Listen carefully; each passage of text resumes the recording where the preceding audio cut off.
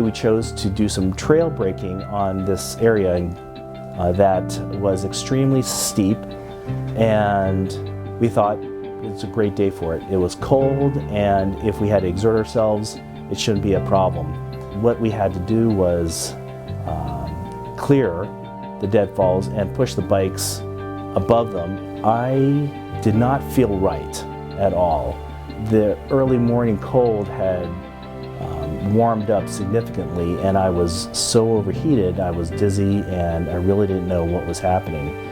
Got off the bike in this area that was fairly flat, the only flat area in that whole path that we were taking, and I laid down. I had taken off all my jacket, my sweatshirt, everything down to my t-shirt and jeans, and there's just steam just rolling off of me. I remember I had trouble talking, I had trouble moving my arms, and the kicker was when I started getting cold, my symptoms weren't, they were not changing at all. Actually, they were worsening. Got to a point where I told them, I said, you need to call 911. On Google Maps, if you hit the locator button, it actually gives you a latitude and longitude. He gave her those coordinates, and she, after a brief pause, she said, oh, you guys are really out there.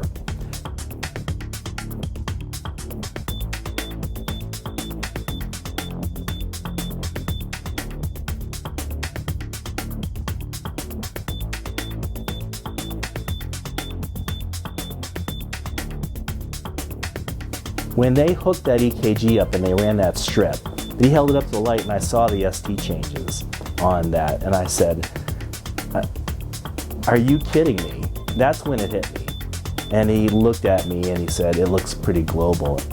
One of them said, can we extract him out of here? And the other one said, there is no way that we can get him out of here in a decent amount of time. It was an afternoon call to Rollins area requested by Lakeside Ambulance because they couldn't get to the patient.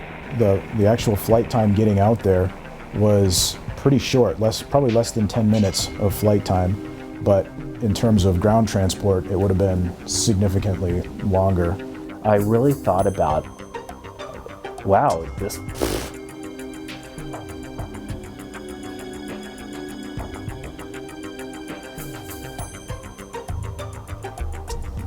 this might be the day. Got overhead, did an orbit, and it was fairly obvious where the LZ was going to be. It was a selective cut area, pretty tall trees, but there's only one spot to land that was flat enough on this knoll, and it was basically right on top of the patient, probably within 20 yards of the patient. And I had a little talk to myself. I talked to God. I said, well, if today's the day, then I guess today's the day, but I just have to remind you, I'm still pretty young. And after that, I had a peace about it because it was beautiful, and all I could do was just wait. Lakeside QRU was already on scene, doing their fantastic job as they always do. Came upon a male in his 40s laying on his left side in a wet t-shirt, soaked in a lot of distress, chest pain, shortness of breath, nausea. He was really sweaty, and I remember I was surprised that he really wasn't shivering that much, considering how cold and wet he was. Lakeside paramedic handed me an EKG, which was noted to show ST elevation, which meant he was having the big one, a large heart attack. Automatically changes things in our mind as far as how fast we need to go and what needs to be mobilized at the hospital. I immediately called Kalispell Regional and talked to an ER physician and told them what was going on and to activate the cath lab. Mike was putting the patient on the defibrillator pads. I got a call from the fellow that was riding with my husband. His name is David. He's a friend of our son's. And he's kind of a dude. And so when I answered the phone, he said, yeah, Cindy, Tony wanted me to call you because he's not feeling well and the helicopter just came to pick him up. So I said, oh yeah, well, that's okay. He said, no, really, can't you hear the helicopter? They just took him in the helicopter. There was something wrong, like he got overheated or something. And I said, well, you know, David, I'm not too worried about it because Tony has really good insurance. I remember hearing the turbines spin up, and I remember lifting off, and it was quick. He was very scared, and I sort of gave a little bit of encouragement that he was going to be okay. I remember Stephen was trying to tell me to look outside, enjoy the view, enjoy the ride. I didn't.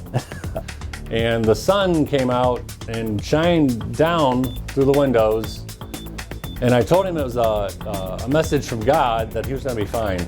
So luckily it was only 18 miles back to the hospital, which is only 9 minutes. On arrival of the patient, Dr. Roth was there. He was quickly assessed by myself and Dr. Roth. He was taken quickly to the catheterization laboratory for a angioplasty, and he had 2 stents placed. His EKG confirmed a heart attack, and the cath lab crew was ready to go, so we took him down to the cath lab, and from the time he hit the door till he got to the cath lab, it was just a matter of a few minutes. Immediately brought me back to the nurse that was in the ER that Tony had kind of just passed by, but the nurse knew about him. And the nurse told me that he had a STEMI, and that was the first moment that I realized, and I said to the nurse, I said, "You've got to be kidding me." He had already been taken to the cath lab by the time that I got there. They got me in the cath lab, and they did their magic, which was awesome, very quickly. We were able to take some pictures which showed that he had totally occluded his right coronary artery. We were able to reestablish a little bit of blood flow, put another wire in, and using what we call a double wire technique, we then stented his right coronary artery with a long stent. We then took a picture and realized we needed to add another stent overlapping to get complete coverage of the area block. And when we did that, we took some final pictures. At that point, his pain had resolved. He swung the screen around and he showed me what the angiograms show. And he showed me my RCA prior then post. It was imperative that he be transported quickly, and if A.L.E.R.T hadn't been available, it would have been an ambulance transport, and that probably would have added upwards of an hour and a half or more. When you have a myocardial infarction, the time is of the essence. The longer you go, the more permanent damage you have. I could not imagine what would have occurred if I had been ground transported, first extracted from the carry down there, because they had to haul me down to the ambulance.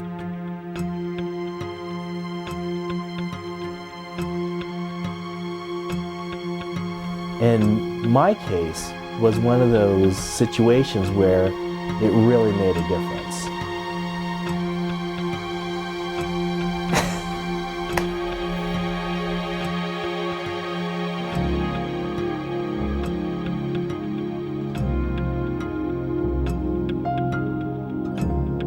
I spent that first night in the ICU and bothered the nurses. I'm really good at that. That next morning when Dr. Roth came by, he said, if I had not known your history, i.e. the previous 24 hours, and looking at the EKG, I would not have known that you've had any issues, which was awesome.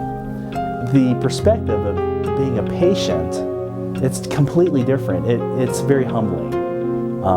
Number one, because you are so dependent on those around you. I could not have gotten myself out of there for the life of me. They went beyond just being well prepared and being professional and all those things that encompass the job that they do, but they wanted to be connected with me, or that situation really connected all of us on so many levels that it's hard to articulate, but I was just impressed. The overwhelming sense I have is one of just being so thankful that we have what we have here, because it's returned me to my family, and it's returned me to going back and helping others. When I returned to work, I had a patient very similar to that, and I completely not only empathize, I sympathize with them. My brother-in-law, who's a missionary And just recounting all these things, his response is that, well, it's a strong message that you're supposed to be sticking around for a little bit longer and to do what you've been doing. Every day is precious, that life is precious, and it's such a gift.